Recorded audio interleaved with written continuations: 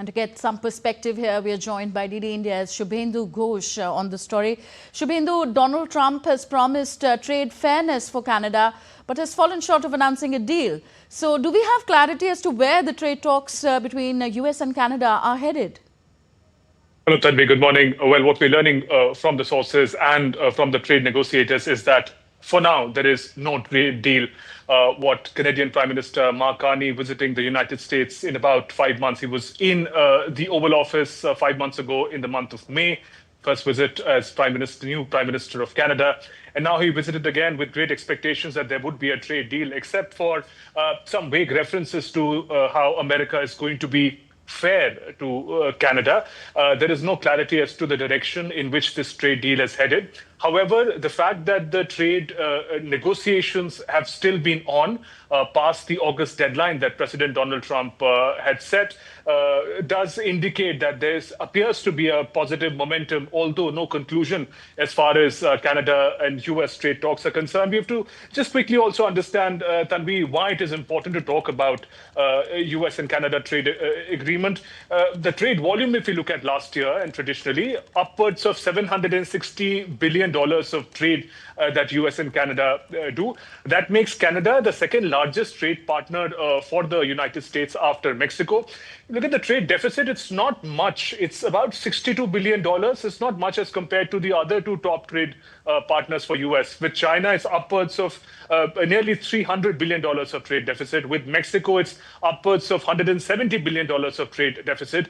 But what is important is that for Canada, United States is the most important export destination. About 75% of all that Canada makes goes to the United States. So the pressure that Canada is facing with around 35% of blanket trade tariffs, apart from sector-specific trade tariffs on steel and minerals, that is hurting the Canadian economy significantly. In the long run, it could be even more detrimental. Therefore, the pressure was very high on Prime Minister Carney to be able to come back with something conclusive, which hasn't really happened. But it is important to see the manner in which the trade negotiations have progressed from here on.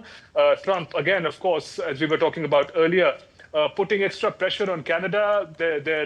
Although the connect between the two leaders seemed more cordial this time as it was in the month of May when the two leaders first met. Okay. Shubhendu, request you to stay with us as we play another facet of US-Canada bilateral talks.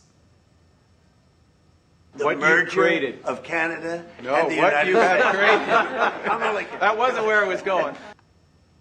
So, Shubhendu, the merger of Canada and the United States also featuring in talks, though in jest. What should we make out of it?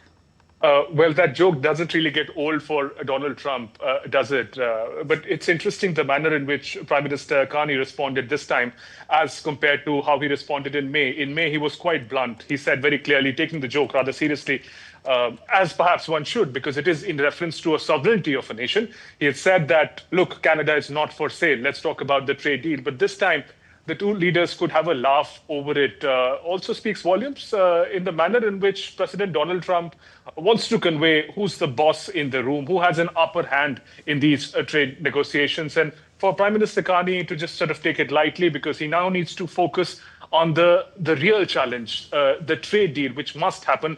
There is also the US, Mexico, Canada free trade agreement, FTA, which is up for negotiation sometimes mid of next year. That too, President Trump has said has not shown any commitment for the future. So it is very important then for Canada to have this direct deal. It is now the only G7 country which is without a deal with the United States. So in that sense, pressure high on Prime Minister Carney. And much like President Donald Trump's tariffs, his jokes are another parallel.